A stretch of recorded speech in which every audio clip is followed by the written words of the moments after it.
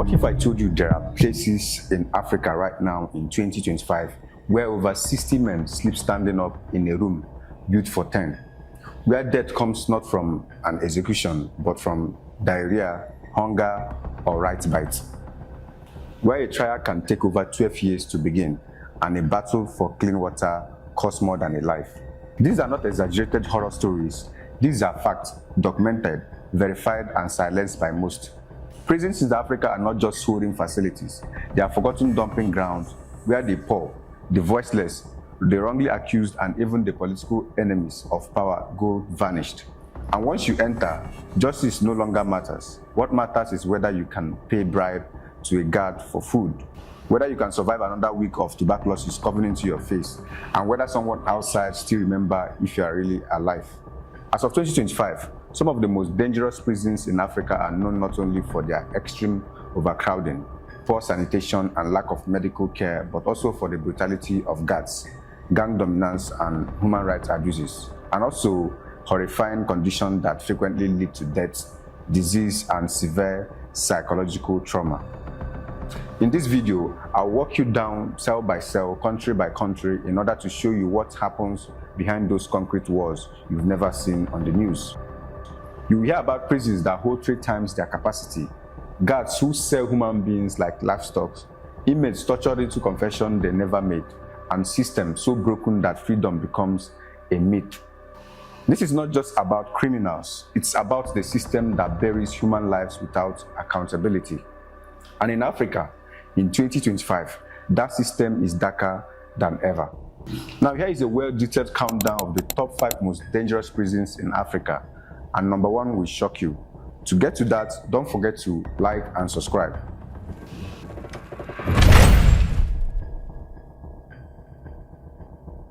I can promise you that if you mention the name in a crowd anywhere in Lagos, you will see that someone knows someone who never came back from there. Or maybe they came back completely different from the person they used to be. Kirikiri Maximum Security Prison is Nigeria's most notorious detention facility, built in 1955 by colonial authorities. It was designed to house just over 1,000 inmates.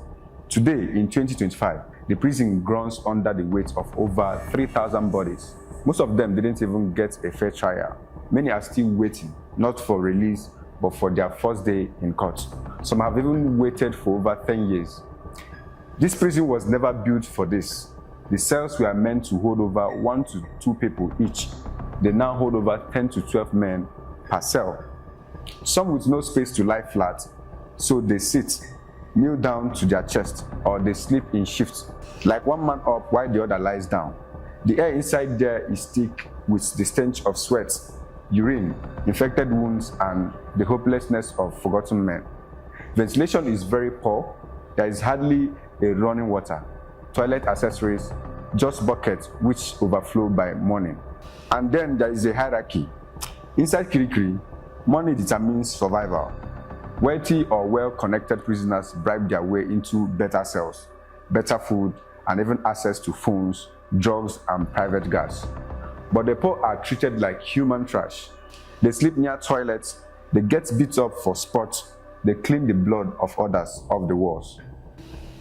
It gets even more worse. Sexual violence in Kirikiri is rarely talked about openly, but it's an everyday reality. Gang rape is common, especially for newly admitted inmates who show signs of weakness. Older inmates initiate them through violence or forced submission. It's not just about scongy, it's about dominance, survival, and mental destruction. Some of the guards know this. You'll be surprised that some participate in it. Others simply turn their back and walk away. And it's not just criminals there. It's the wrongly accused, the unlucky, the broken, the activists who criticize a wrong official, the street boy who couldn't afford a bail. And for thousands locked inside there, it's not a correctional facility to make them regret their crimes or do better. Instead, it's a graveyard with a gate. Chikurubi is one of the hardest prisons in Africa, located near Harare, Zimbabwe capital. It was built in the 1960s during the British colonial rule, when the country was still called Rhodesia. It was designed to hold dangerous criminals under tight control. Over time, it became known for holding both violent offenders and political prisoners. Today, Chikurubi is overcrowded, poorly maintained, and extremely unsafe. Cells meant for 10 people now holds up to 50 people. There are no beds, fans, or walking toilets, just bare floors, metal bars. The air is filled with the smell of sweat, blood, and human waste. Prisoners take turns in lying down because there is no space to sleep. Fight happens often, illness spreads quickly, and medical care is nearly absent. Food is very scarce. Inmates are given a small serving of cornmeal porridge once every day, usually without meat, salt, or oil. Some collapse from hunger. Families can bring food, but if only prison staff allow it. Many prisoners have no family support at all. Toilets are just buckets in the corner of the cell. When they overflow, the room fills with sewage. Cholera, tuberculosis, and skin infections are common. With no doctors on site and almost no medicine, many inmates die from treatable illness. Human rights groups have repeatedly called out the Zimbabwean government for the condition at Chikurubi, but little has improved. The prison is also used to punish critics of the government, including activists, opposition members, and journalists. Surviving Chikurubi leaves lasting damages, not because prisoners are reformed, but because they are broken by the system. Many stop asking for help, many learn to ignore suffering, and many fears they will be the next to die. In Kinshasa, the capital of Democratic Republic of Congo, Makala Central Prison is no longer functional as a proper prison. As of 2025, it is a site of severe neglect, overcrowding, and silent deaths. The prison was built decades ago to hold about 1,000 inmates, but today, Makala now holds over 8,000. Many of them have not been tried in court. They are packed tight into filthy, poorly ventilated space. Inmates sleep on the bare floors or under bunk frames, often shoulder to shoulder. Some sleep sitting up. There is no fresh air, no rest, and no room to move. Food is a serious crisis. The prison barely provides anything. Most inmates survive only if their families bring food, but even that depends on bribes. Guards often charge money to allow food and water inside the cell. If your family is poor or lives far away, you go hungry. People die from starvation quietly and sometimes overnight. Riots and escape happen often. Inmates have broken out through damaged sections of wall, but when there is unrest, the guards respond with violence like using tear gas, beating, or live ammunition. Many are punished even if they had no part in the chaos. Everyone in Kinshasa knows what Makala is. For some, even a small crime can lead to death sentence because of the prison they are being sent to. Next on the list is a prison that is no longer controlled by the state anymore, but the famous gang in it. Just outside Nairobi, Kamiti Maximum Security Prison stands out as one of the most feared prisons in East Africa. Built in the 1950s by the British colonial government, it was originally used to hold dangerous criminals and later became a center for torturing Kenyan freedom fighters. After Kenya gained independence, the prison didn't improve, it simply became a tool for a new government. Under President Daniel Arap Moi, Kamiti was used to silence critics. Political opponents, student leaders, union workers, and journalists were detained without charges. Torture was part of the system, I must say. In 2025, Kamiti is still open and still in crisis. It is overcrowded, dirty, and dangerous. Cells meant for 3 to 4 people now holds up to 15 persons. There are no beds. Inmates sleep on cold concrete floors or torn mats.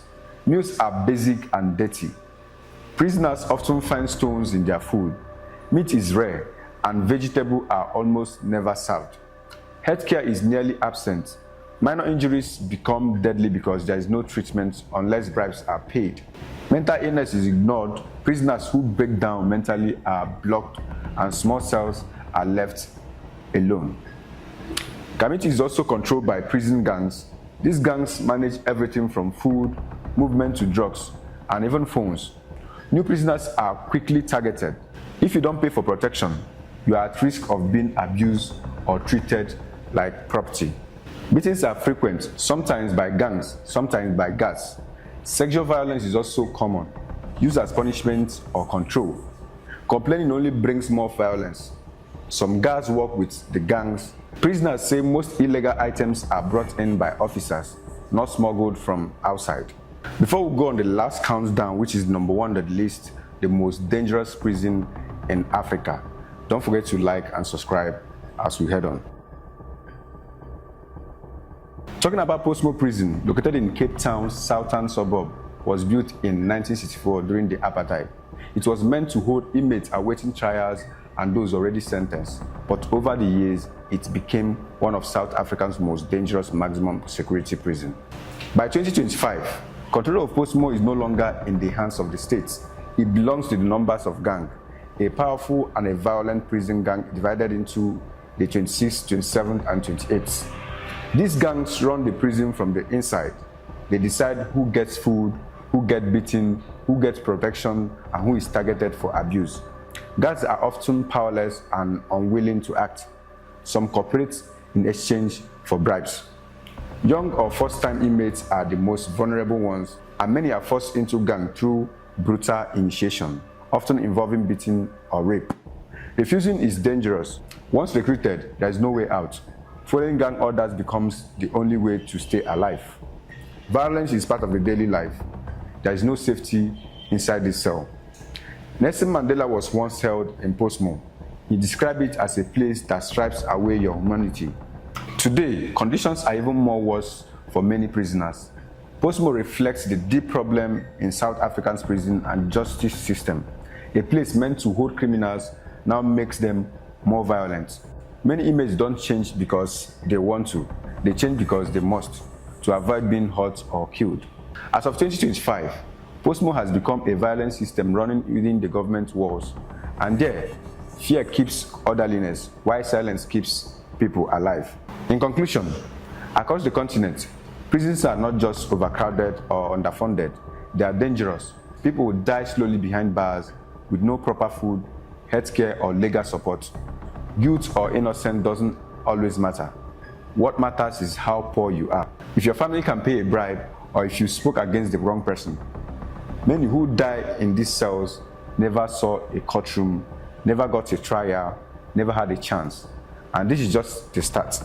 We haven't touched on the Black Beach Prison in Equatorial Guinea, where inmates simply vanish, or Egypt's secret cells used for torturing political prisoners, or the jails where children are locked up with adults. There is more, much more than you think. The system is deeper than it seems. The violence is worse than most people know, and the silence is intentional. If what you watched just made you angry or made you think, then let us speak up. This might happen to anyone, including you. If you love the truth and wants to be part of the truth, do like and subscribe, drop your comments, and until next time, bye for now.